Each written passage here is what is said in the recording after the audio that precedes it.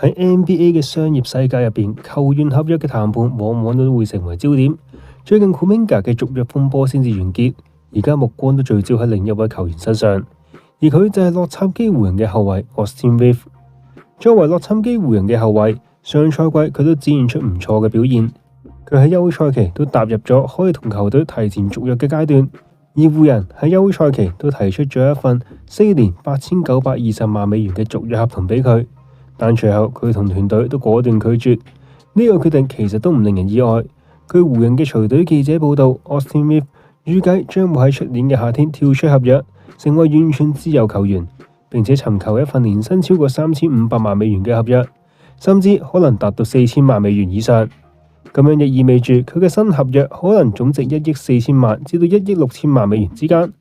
呢種預期都並非空穴來風，多位聯盟消息人士都表示，考慮到佢嘅年齡同埋表現，其他球隊都係有可能會開出類似嘅報價。而 Austin Reaves 目前嘅合約仲剩翻2年，25至26賽季嘅年薪係1394萬美元，26至27賽季嘅年薪就係1490萬美元嘅球員選項。而佢嘅市場價值執行選項嘅可能性都係極低，因為自由市場上都有球隊可以開出到平均年薪2500萬美元嘅合約俾佢。咁樣湖人接落嚟又會對佢做啲咩呢？佢哋又有啲咩潛在交易對象可以交易走 Austin Reaves 呢？大家好，歡迎西裝子彈球。今日我哋就嚟睇下 Austin Reaves。Austin Reaves 嘅職業生涯都係十分之勵志，從一名落選球員逐步成為湖人陣中嘅關鍵人物。上賽季佢出戰73場比賽，場均上場34.9分鐘，貢獻到20.2分、4.5個籃板、5.8個助攻，仲有1.1次偷波，投射命中率達到46%，三分命中率亦有住37.7%。喺特定嘅比賽入邊，佢嘅表現更為亮眼，就好似對溜馬嘅比賽入邊，佢得到45分、7個籃板、7個助攻，創下咗生涯得分新高。有一次對帝王嘅比賽，佢貢獻咗26分、16個助攻，助攻數都刷新咗個人紀錄。呢啲時刻都證明咗佢唔單止能夠持球進攻，仲能夠組織串聯隊友。尤其喺勒邦占士仲有 AD 嘅牽制底下，佢能夠充分利用空間。而喺休賽期，Austin Reaves 都專注於身體訓練。湖人嘅總教練 JJ Redick 喺媒體亦都表示，佢變得更強壯，爆發力同埋運動能力都有顯著嘅進步。呢啲嘅進步都讓人期待新賽季佢能夠喺防守端有所提升。因為上個賽季佢嘅防守影響力隨住進攻責任增加而下降。但係 Austin Reaves 嘅價值都並非毫無爭議嘅，佢嘅年齡都係一個關鍵因素。佢今年已經27歲，比 Luka Doncic 仲要大咗1歲，亦意味住佢已經進入職業生涯嘅成熟期，提升空間相對有限。有啲人都質疑佢嘅數據好大程度上都係依賴湖人嘅體系同埋超巨隊友嘅輔助，一旦離開熟悉嘅環境，可能都冇辦法維持同樣嘅水準。而 NBA 名宿 Robert Horry 喺 Podcast 都直言，Austin Reaves 同埋 Luka Doncic 都唔兼容，因為兩個都係持球高手，防守端都不盡如人意。呢種組合都可能會增加其他隊友嘅防守壓力，難以喺季後賽取得突破。而湖人嘅記者 Charlie 都回應球迷嘅不滿，指出佢哋兩個人同時在場嘅時候會放大防守嘅問題。雖然呢一個觀點都仲要等時間嚟驗證一下，但而家聽落其實都係有一定嘅合理性嘅。而湖人係咪值得同 Austin Reaves 續約呢？呢個都係相當之複雜嘅權衡。從正面嚟睇，佢嘅適配性都極強，能夠同勒邦占士仲有 Luka Doncic 共存，扮演組織者同埋得分手嘅角色都可以。上賽季喺 Luka Doncic 加盟之後，佢嘅場均數據更加係提升到22.8分、4.8個籃板、5.3個助攻，三項命中率分別係47.7%、38.9%，仲有91.4%。當佢同 Luka Doncic 同時在場，湖人每8回合淨勝對手6.5分，都可見佢哋嘅潛在化學反應。佢嘅籃球智慧高，喺超巨身邊都可以發揮極大嘅作用。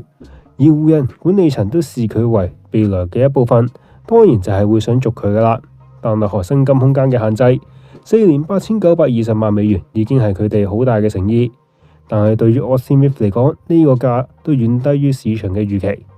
佢喺媒體日都表示，希望整個生涯都留喺洛杉磯，但強調呢個都係生意，拒絕成為刷數據嘅全明星，想追求團隊籃球。如果湖人能夠滿足佢嘅要價，佢都有可能成為 Luka Doncic 身邊嘅完比爾當家，好似 Kyrie Irving 咁樣喺 Luka Doncic 身邊分擔佢嘅壓力。而從負面嘅因素嚟睇，勉強續約佢嘅風險其實都係唔細嘅。湖人薪金空間已經被勒邦詹士仲有 Luka Doncic 等嘅大合同嚴重壓縮。如果俾 Austin Reaves 4年1.6億美元，將會嚴重影響後續嘅有門。佢嘅防守都係隱憂之一。上賽季球隊嘅防守效率冇佢嘅時候，比有佢嘅時候都更好，亦意味住佢未能夠有效喺防守端作出貢獻。始終佢嘅身體質素都有限。無論係力量定係腳步，都好容易會被對手針對。佢喺季後賽數據下滑，亦暴露出佢喺高強度對抗下嘅局限性。有啲分析認為，Austin Reaves 都係有啲食之無味，棄之可惜，樣樣都可以，但又唔係樣樣都精通，缺乏一錘定音嘅能力。喺 Luka Doncic 嘅體系底下，比起一位持球手，更優先嘅都係一位能夠食餅、能夠防守嘅藍領內線。湖人上賽季最後18場嘅比賽入邊，Austin Reaves 場均都有25分、5.1個籃板、5.4個助攻，看似華麗，但係好多高分嘅場次入邊，湖人都係輸波收場，就好似對勇士嘅31分、對金塊嘅37分，都反映出佢都係難以將得分轉化為勝利，恐怕都會面臨過高嘅人工，仲有表現不符嘅困境。尤其考慮到佢已經27歲，未來提升有限。客觀嚟講，湖人值得續約嘅關鍵都係在於新賽季嘅表現。如果佢能夠證明同Luka Doncic嘅兼容性，並且喺防守端進步，續約都算係合情合理嘅。反之就可能會成為球隊嘅負擔啦。所以而家交易或者都會係湖人嘅選項之一。如果確認留唔住 Austin Reaves，交易佢，藉此換取有價值嘅籌碼，都係無可避免。避免出年白白流失，無疑都係一個理性嘅選擇。而爵士嘅 Walker Kessler 都仍然會係熱門嘅對象。上賽季 Walker Kessler 場均有11.1分、12.2個籃板、2.4個封阻，無疑都係位頂級嘅護框內線。佢嘅風格都同Luka Doncic完美契合，能夠食餅，能夠換防，而且又夠後生，運動能力又好。Luka 隨便掉，分分鐘都可以入個靚樽。但係爵士嘅要價都係十分之高昂，需要 Austin Reaves 加上至少2個首輪。呢筆交易對於湖人嚟講都係一個賭注。Walker Kessler 雖然防守出色，但係進攻端幾乎都冇自主進攻能力，罰球唔穩定，上限都係有限，都係十分之依賴Luka Doncic嘅派派。而且湖人已經簽咗 DeAndre Ayton，內線需求減弱。更重要嘅係爵士嘅 Danny Ainge 以獅子開大口而聞名，曾經喺 Donovan Mitchell 仲有 Rudy Gobert嘅交易中賺咗唔少，同佢打交道其實都係十分之危險。加上湖人只有一個可以交易嘅首輪，勉強交易未來都可能恐怕會被透支。而另一個潛在交易嘅就係涉及到侯斯頓火箭，都有湖人嘅媒體建議用 Austin Reaves 嚟換 Tyrese Eason，仲有 Jabari Smith Jr. 連同籃網做一個三方交易。具體嘅方案就係火箭得到 Austin Reaves，湖人得到 Eason，仲有 Jabari Smith Jr.， 籃網就得到 Maxi Kleber， 黃蜂嘅2026年嘅1-2輪簽，仲有灰熊嘅2027年首輪。老實講，佢哋要用 Austin Reaves 交易 Jabari Smith Jr. 都係冇可能噶啦。但係 Eason 就唔係冇可能喎。Eason 今季都係球隊選項，正面臨續約嘅時候，但係火箭都有好多個年輕球員，都未必真係可以俾到佢重要嘅地位。而湖人正值核心過渡期，佢嚟到呢度嘅機會，相信都會比喺火箭嘅時候多。所以如果佢同火箭傾唔掂數，都有機會會交易嘅。而 Eason 嘅技術層面，某程度都係 fit 到 Luka Doncic 嘅體系。喺進攻端 Eason 嘅定位非常之明確，佢並非持球核心，而係一個高效嘅終結點同埋二次進攻威脅。佢嘅無球空切意識堪稱頂級，佢具備住出色嘅空間感，總係能夠喺防守者視線離開嘅瞬間直插籃底，接獲隊友嘅傳球，完成輕鬆得分。佢嘅爆發力讓佢喺起步之後就能夠甩開大多數嘅對位者，而優秀嘅彈跳力仲有身體控制能力，都確保到佢喺空中對抗之後仍然能夠穩定地將個波放入籃筐度。而且佢都係聯盟頂尖嘅進攻籃板手同二次得分者，儘管身高只有6尺8寸，但係 Eason 擁有7尺2寸嘅臂展，配合佢出色嘅預判能力、連續起跳嘅彈速，仲有對波落點嘅敏銳觸覺，使佢都成為一個十分之犀利嘅進攻籃板手。而佢嘅轉換進攻都係另一大嘅得分利器，佢搶下防守籃板或者造成對方失誤之後，都能夠立即轉身成為快攻箭頭。佢嘅速度同埋步幅都讓佢可以好快到達對面岸，快速得分。呢啲嘅元素都係十分之適合喺 Luka Doncic 嘅體系，而佢嘅防守亦可以掩飾到球隊內外線嘅缺陷。